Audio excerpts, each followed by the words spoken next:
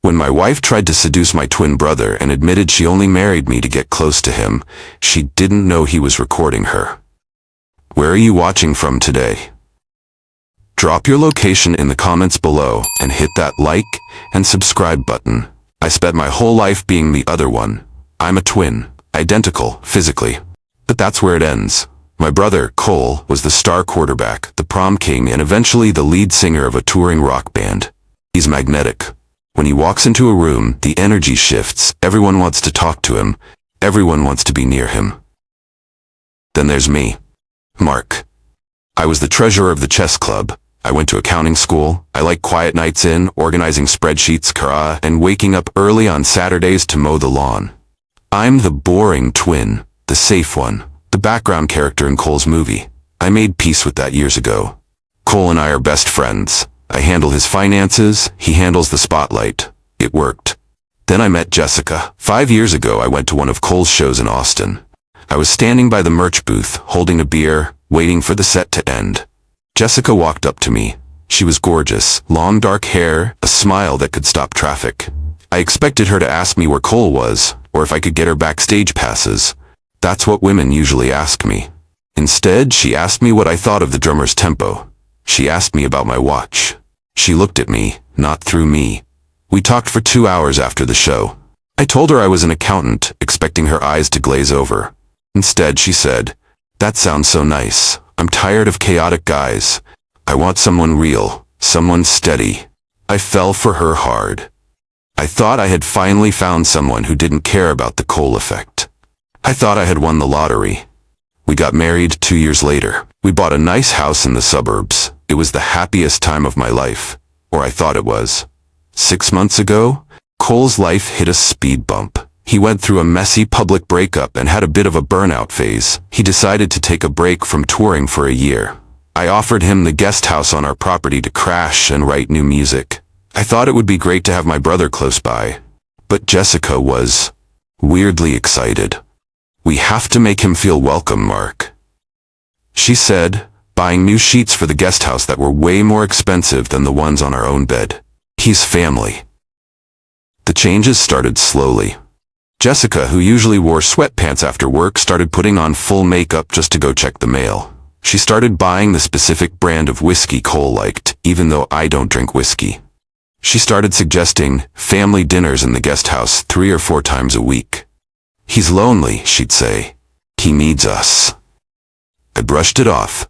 I told myself I was being paranoid. I told myself she was just being a good sister-in-law. Cole is charismatic. People just gravitate toward him. It wasn't her fault.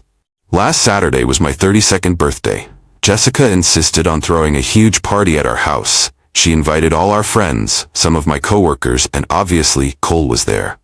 The party was loud. Around 10 p.m., I realized I hadn't seen Jessica for a while. I wanted to cut the cake. I checked the kitchen. I checked the living room. I checked the bathroom. I walked out to the backyard. It was dark, but the fire pit was lit. I saw 2 figures standing behind the big oak tree near the edge of the property. It was Jessica and her best friend, Tara. They were sharing a cigarette. Jessica had quit smoking 3 years ago. I started walking over to tell her to come inside for the cake, but the tone of her voice stopped me cold. She wasn't laughing. She sounded drunk and bitter. I stopped behind the tree.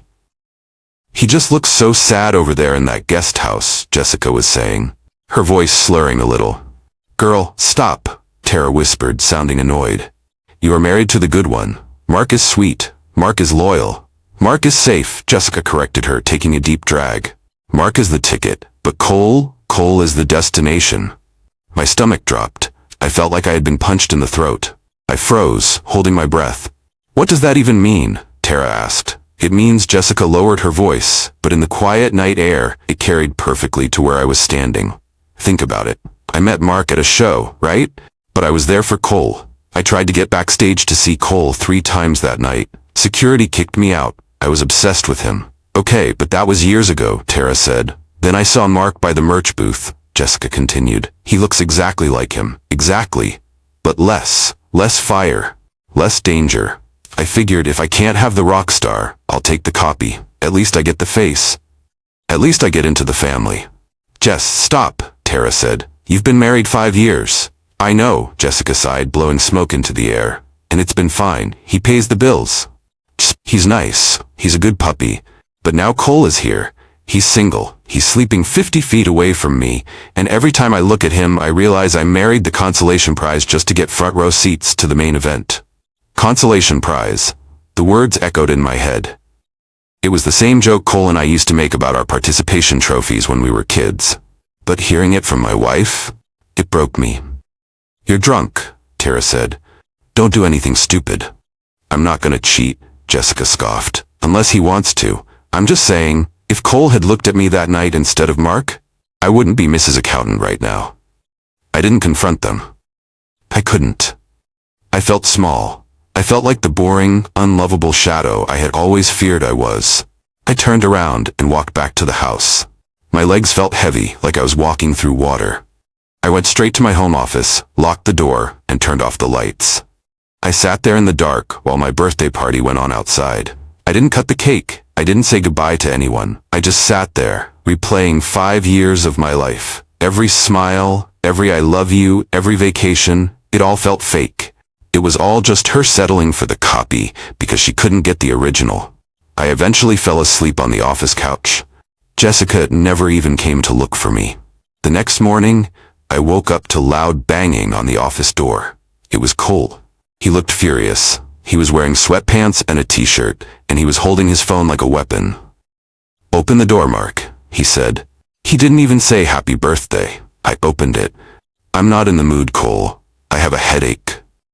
You're gonna have a worse one in a second, but then you're gonna be free, he said. He walked in and slammed the door behind him. You need to watch this, right now. He pressed play on a video file on his phone. It was black and white footage. It was from the security camera Cole had installed above the guest house door.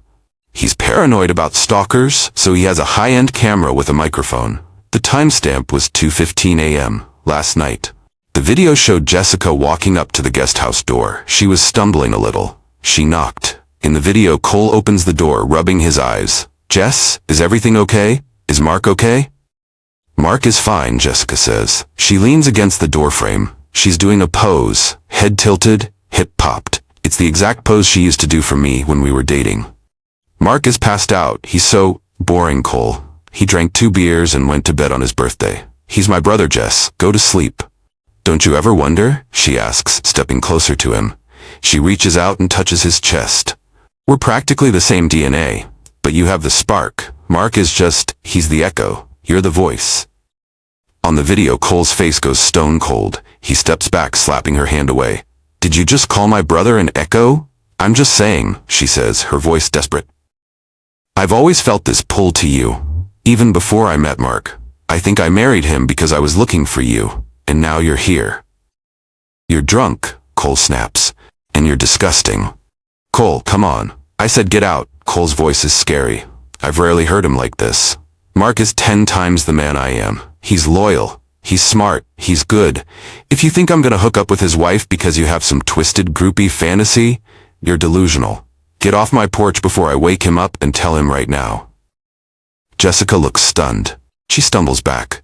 You're making a mistake. We have chemistry. We have nothing, Cole says. I have a brother. You have a hangover. Go home. He slams the door in her face. The video ends. Cole put his phone down on my desk. He looked at me, his eyes blazing. I was going to beat the hell out of someone, but I figured showing you this was better, he said. I packed my bags this morning. I'm not staying on this property while that woman is here. I looked at my brother, the wild one, the selfish rock star. And I realized he had more integrity in that 2-minute clip than my wife had shown in 5 years of marriage.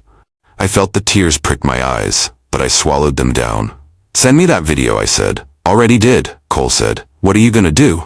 I'm going to introduce her to the real Mark, I said. I stood up and walked into the main house. Jessica was in the kitchen. She was making coffee, looking pale and hungover. She was wearing my oversized t-shirt, trying to look cute and cozy. Hey baby, she said, her voice raspy. Where were you last night? I woke up alone. Did you fall asleep working again? She rolled her eyes playfully. You work too hard. You're so predictable, Mark. I am, I said, leaning against the counter. I'm very predictable. I'm the boring twin, the safe choice, the consolation prize. She froze. The spoon clattered onto the counter. What? I heard you, I said calmly. Last night, by the fire pit, with Tara. Mark is the ticket, Cole is the destination. Her face went completely white. She looked like a ghost. Mark, you heard that? I was drunk. It was just stupid girl talk. It didn't mean anything. I know, I said. Drunk words are sober thoughts, but I figured maybe I was crazy. Maybe you really love me.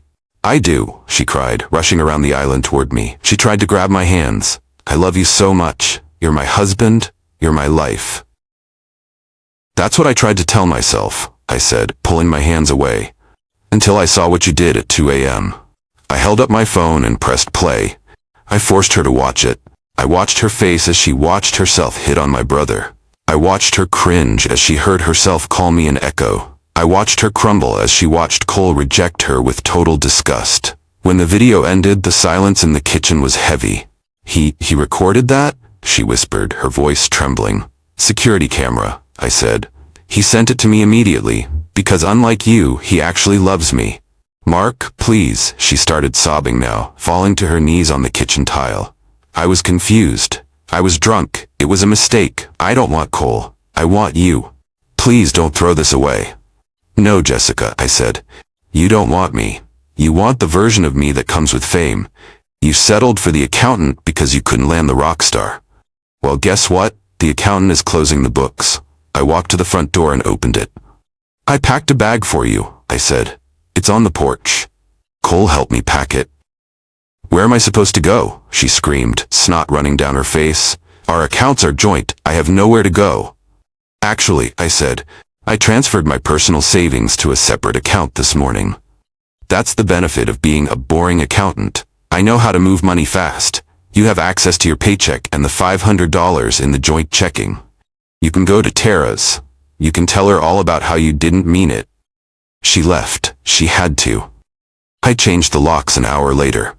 She tried to call Cole 10 times that day. He blocked her number. She sent me emails begging for forgiveness, saying she would do therapy, saying she would do anything. I filed for divorce 3 days later, because of the video evidence of her attempted infidelity and a very specific morality clause in our prenup regarding attempted alienation of affection with family members. She walked away with almost nothing. It's been 6 months. The divorce is final. Cole is back on tour, and for the first time in my life, I took a month off work to go with him. We were backstage in Chicago last weekend. We were having a beer, just laughing. A gorgeous woman walked up to Cole, flirting hard. She looked at me, then back at Cole. Is this your brother? She asked Cole, eyeing me up and down. He's cute. Cole laughed and put his arm around my shoulder, pulling me in tight. Careful, Cole told her. He's the smart one. I'm just the idiot with the guitar. He's the real prize. Don't waste his time. It felt good to hear. Jessica texted me yesterday. She saw a picture of me on Cole's Instagram. She said she misses us. She said the dating world is full of jerks who don't treat her right. I didn't reply. I just forwarded the screenshot to Cole. We laughed about it for 10 minutes, and then I went back to my quiet, peaceful life. It turns out being the boring twin is actually pretty great, as long as you remove the drama from your life. I'd rather be alone and safe than married to someone who wishes I was someone else.